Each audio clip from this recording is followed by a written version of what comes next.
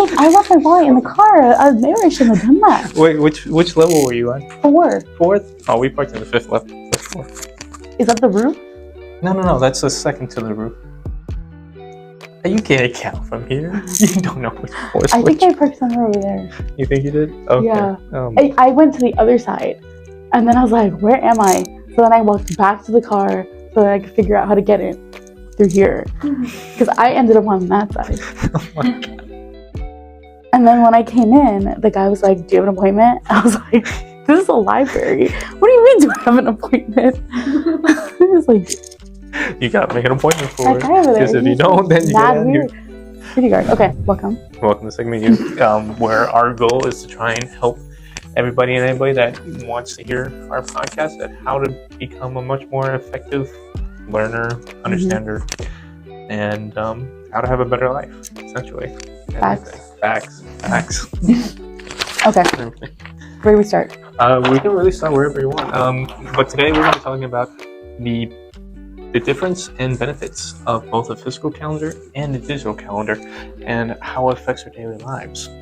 So I guess what we can talk about today is which type of calendar do you use? So I'm personally a paper planner. You're a paper planner? I believe wholeheartedly. Okay. Hard book, paper. Okay. I didn't bring it today. I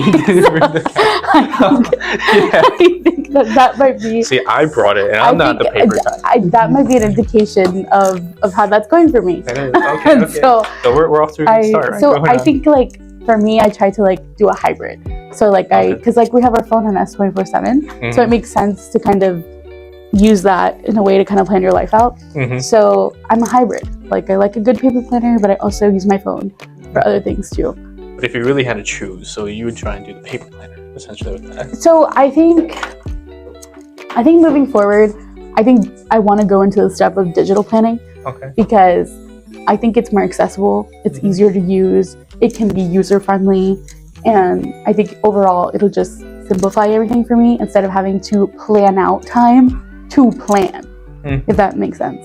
Because as a paper planner... So because you got to plan out I got to sit down, do the planner and everything like that type of sense. Exactly. Okay. So essentially I have to block out time to plan other things. So I think maybe getting rid of some of the stress and anxiety around paper planning will make things easier for me. Okay. And I also when you use your phone, you can input locations, and then it kind of gives you traffic updates and whatnot. So I kind of like that aspect of it too. Oh, okay. Yeah. I never knew about the traffic app. Because I use Google Calendar for my type of calendar planning and everything. And I do locations, but I didn't know I actually had the whole traffic type of aspect to it, which is really cool nice. With that type. I mean, you could try and do it with the physical calendar. You can't though, and that's another thing. You can set your phone up to give you updates and kind of remind you of things. Whereas a planner can't talk to you. No, that's true. I mean, also with the Google Calendar, you can also set it up to be hey, remind me in a day, remind me in 30 minutes, right? Remind me in 45 minutes. And honestly, I can say half of the things that I write on my calendar, I forget. Exactly. I wrote them down on my calendar. That's not And that's why I was just saying hey, thank God that it actually reminds me 30 minutes before I do it, so I don't forget. So you could set it up the day before. It'll remind you oh, you have this meeting tomorrow, and you're oh yeah, I forgot about that.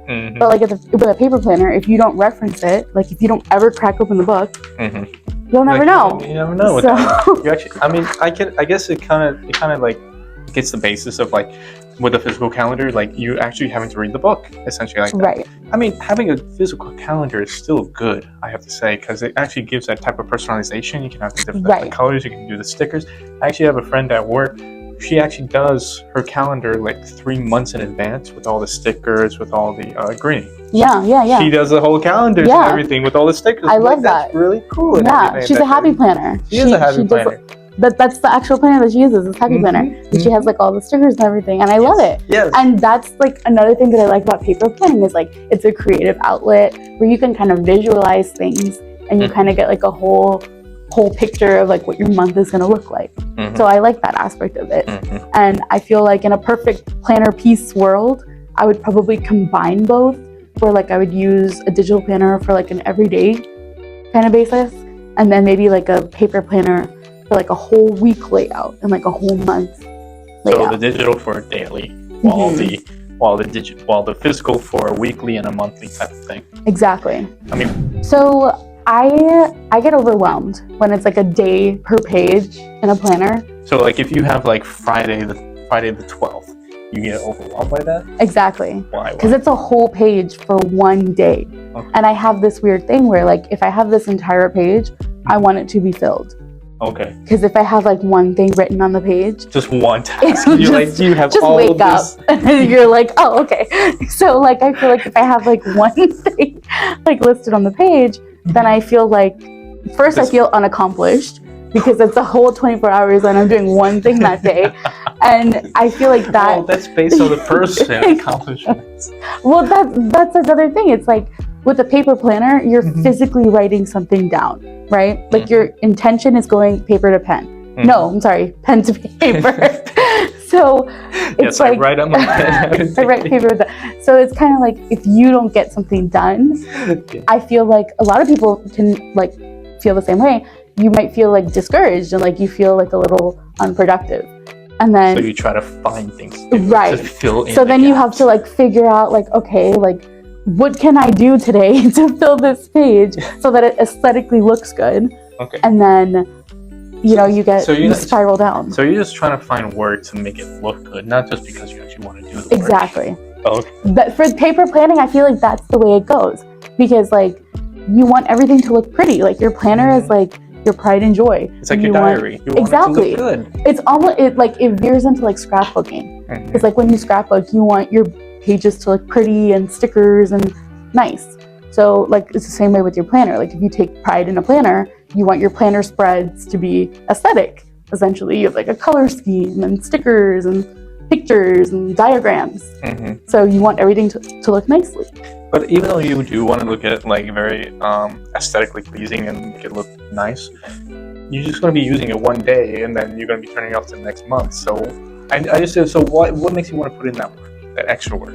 I think it's because if something looks nice and you take pride in it, then it kind of encourages you to do it. So to do the next month and everything. Exactly. It's like a snowball effect. Exactly. That type of stuff. Right. And that's how you build the habit of planning. That's how, like, once you do something and you stick to it and you like the way that it looks and it makes you feel good, then you continue doing it. And you passively you do it without even doing it, without noticing. Exactly. Everything like that type of stuff. Okay. So because of that, because of the output that it makes you feel good, that's why you do it. Because you put in all those extra stickers, you put in those colors, you make that personalization, because it's what it demonstrates who you are. Exactly. As a person.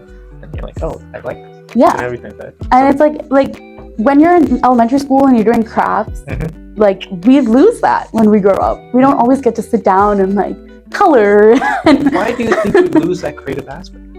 Because now we're adults and we're expected to do adult things. And no, it's even though like making a planner seems like the smallest of things, it just allows you to express your creativity in such a way that only you really understand. Only you really get to know who you are, and you actually say, hey, I actually like this. It's a beginning effect of growing of who you want to be. Even as an adult, you sometimes have to have that out.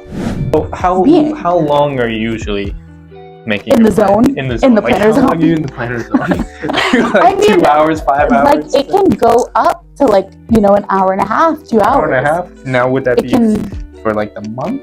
Just like for 1 month or like the whole calendar? So I plan at a month's time. Okay. So like I'll get my work schedule or whatever it is, and I'll sit down, my school schedule, and I'll plan out the entire month. So like every day is accounted for basically. So either like I have a work commitment, or if I don't have to work that day, then I'm planning out all my errands that I have to do, like personal and also, work, life, school, whatever. So when I sit down at the month, like at the beginning of the month, and I do all my planning, it can go up to 2 hours. That also brings me to another point. It's like, well, what do you do if your plan goes astray and like something throws you off? Which most likely it will. Right. Like we can't predict every day. Exactly. So it almost, then you have to like wipe things out or cross things off. Like what happens to Ricky? Right. Like if Ricky gets sick, like what do I do? Like do I need to finish this? I throw the whole planner out. And that might be a personal thing. But I'm in a planner community. I will say there is a planner I'm in a planner community. Okay, please explain what a planner community is. What is a planner community? So a planner community is exactly what it is. It's a community of people who plan, right? And there's different groups of it. There's subgroups. So you have like an entire group who has like different ways of planning: digital, paper, crazy people who keep things in their head. Oh, like everything in their head. Right. Oh. Then you have like people who have like a niche, right? Like people who have a specific brand of planner. So like, for example, I started an Erin Condren, which was, it's a designer planner. Okay. And it's very expensive, but it's also like... Wait, you designed the planner? Or No. So Erin Condren was a person who started this company. Okay. And she got into a little bit of hot water during COVID. And so I think she took like some time away from the company, but it still has her name. It's her branding. And basically it uses Mohawk paper, which is like a very high quality paper. It's super thick, and like any gel ink pen that you use, rollerball, it just like sinks into the paper. So it doesn't bleed? It doesn't bleed. There's no bleeding. Oh, wow. So that's a really big plus, because in the planner community, if you have ghosting on the back of your pages, like that throws off the whole vibe. It doesn't look good. That throws off the whole thing. And then you can't use like certain pens, and why would you? No. Yeah. So you need the like smoothness of the pen. And of course, everyone has their specific pen that they want to use and everything. Right. And now if you have this like super thin, flimsy paper and it's ghosting, you might as well just throw the whole thing out because you can't use it. It's unusable. And it doesn't look good. It doesn't look good. Right. Especially when you turn the month and you're like, oh, I got the whole month behind month me. before. And then you're like, oh, it just throws you off, right? Yeah. And those are the little luxuries that I feel like make paper planning so much more pleasurable and like so much more enticing to do. Because it's like you have this really nice paper that smells good and feels good and it feels like sensory and you want to use it. It kind of has that feel detailing. Exactly. It has like that tooth to it. Okay. I'll have to bring it the next time. Okay, you have to experience it. Yes. It's a very luxurious experience. Okay. Now, how much do those? Would you recommend them? I mean, would you recommend them to people? So the way I started like buying Target planners, like your basic budget ones. And then after that, I moved on into Erin Condren. But how did you get there? So Target did a collaboration with Erin Condren. That was my first experience with it. And then I started Googling it, like what is Erin Condren? And I found like a bunch of planner accounts on YouTube. And I would watch these plan with me's. And it'd be like people who sit down and film themselves and they just like write out all their plans and make it all pretty. And I was like, man, I want to do that. Like that looks fun. People actually do that? Yeah. They just write out? Yeah, there's planner accounts like Plan with Lakin. She was my favorite. And Jen's Plans. Okay. She's on Instagram. Okay. She was my favorite. Okay. And so Julie's Plans, I love her too. Okay. They would sit down and show like a plan with me for like plan the month or the year or whatever. And that's when I would figure out like there's budget planning, academic planning, goal setting planning, fitness planning. Wow. There's like, I mean, I knew that there's different types of plans, but I didn't know that there was like specific niches. Exactly. And there's different planners that like show you these things. So there's like a specific goal setting planner that like you'll outline your goal and then you'll make deadlines for yourself and you'll like document all of like the advancements that you make to your goal. Or like, I don't know, like financial planning. Like you'll think like, okay, this is one big ticket item that I want, and then you'll kind of document like your expenses throughout the month. So like I kind of thought that was like, I really like that idea because it kind of holds you accountable and it helps you like see your progress. Okay. Do you know what I mean? Yeah, I understand. Yeah, I would have to physically see it to like think. Right. Okay. I'll have to plan better and bring it the next quarter. So you forgot to bring your calendar, even though we're talking. Planner meeting. It's okay. So anyway, so there's like, and I think like for me, I see like, I feel satisfaction in seeing like a progress bar. You know what I mean? Like so it's like it feels tangible. So you actually see the work like starting from January, like end of February and everything else. And right. We're already in December right now, so you can actually see like how you progress in like the aesthetics of it, the organization of it, the actual planning of it, like actually doing the different types of niches, as you said, with the fitness, with cooking, with these academics, and actually just over time seeing that different type of work in progress. Exactly. So like, yes, you'll see like a tangible effect on your life. Like let's say you plan to lose 10 pounds in a month. Mhm. And you obviously feel that at the end of the month if you achieve your goal. Mhm. But then there's also something satisfactory about like looking back at your planner and seeing your spread and kind of seeing like all the little mini goals that you accomplished So the micro to get to get to your bigger goal. And like even now, like I'm in December and I'll look back at my planner spreads from like January, February, and like I see such a change in not only like the way that I handle things, but also like in the tasks that I do take on. Mhm. So like this year I made it a really big deal to kind of delegate a little bit better and kind of put my personal goals above like some of the goals that I do for my family. Or So like taking care of yourself exactly. more. That was like a goal that I set for myself. So if I look at my planner and I look at like my to-do list from January versus my to-do list now, like I have a lot more things on there that are geared towards me. And that kind of shows me like my progress. So like what was the biggest thing that you saw that was mostly towards your family back in January to Mhm. now that you said, hey, I need to work on myself now more? So back in January, I would do a lot of errands for my family. So like taking things to the post office or, you know, I don't know, like helping, like setting out time in my day to help my family members with certain things. Mhm. Now I kind of delegate a little bit better. So instead of me taking on all the responsibility, I kind of delegate it amongst my siblings or, you know, family, friends or whatever. And so now I'm able to set aside more time for things that are important to me and Mhm. things that make me happy or Mhm. help me goal set.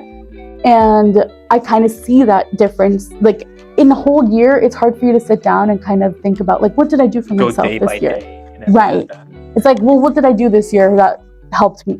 But this is like a tangible way that you can physically see it. Mhm. And I think that's something that is really effective about paper planning. And you feel like you actually are able to accomplish those goals by actually visually seeing Yeah, them? because I think it holds me accountable. Because if I'm writing it down and I'm setting out that intention and then I'm reflecting back onto it, I can kind of see my growth. So do you think actually putting down what you have to do for that type of day makes you much more accountable to actually complete it than actually just keeping it in your head? I do. Yeah. Because if I'm writing something down, then if I reference back to it and I see that I haven't done it, I feel a sense of guilt. Okay. And it kind of pushes me to want to do it. Okay. That's another thing. Like when Because you want to try and cross it off. And Exactly. say, like, hey, I did this. Exactly. And if I can't cross it off, then I feel guilty. And then I get overwhelmed and I just start spiraling. It's a whole spiral. So like that's I what didn't feed the cats. just throw the whole planner out. Everything's downhill going It's on done. now. It's done. Just give up at that point. No, we're not doing that. We're not gonna do that. Well, that's another reason why. Like, there's advantages to both sides. Yeah. There's an advantage to paper. There's an advantage to digital, and it's finding that happy medium between the both. Because essentially, what are we trying to do? We're trying to be a more productive version of ourselves. Yes, absolutely. And any type of way that we can actually do that will make it happen. So even though today we are running out a little bit of time, so I had a great time talking about the physical aspect of what a calendar can provide you, pros and cons. Next time we're actually going to be talking about what the digital aspect of the calendar, so we can see those pros and cons, compare them, and actually see what's the preference. I mean, I'm more of a digital person. Of course, you saw that she's more of a physical type. Yeah. Now we're actually going to compare each other and see like how can we make it work, or how do they compare? I like that. Yes, with that. All right. Well, thank you. Thank you. I mean, Had a great time. Had a great time. Of course, we'll see you next time in Sigma U.